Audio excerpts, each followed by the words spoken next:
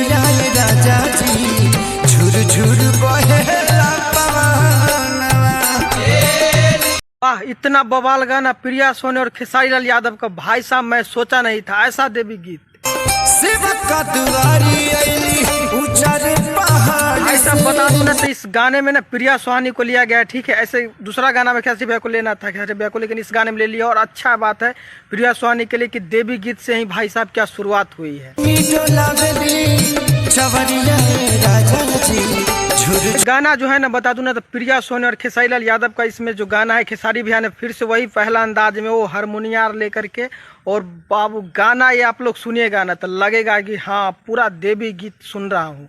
ये लोग बहुत पसंद करते, इसलिए खेसारी भैया ने पहला अंदाज में इस गाने को गाए हैं, ठीक है। झूलेली मैरिया, ठीक है। वाह क्या गाना है। बता दूं भाई साहब ये गाना जो है ना प्रिया सुहानी और खेसारी भैया क्या इसमें एक्टिंग की है, ठीक है।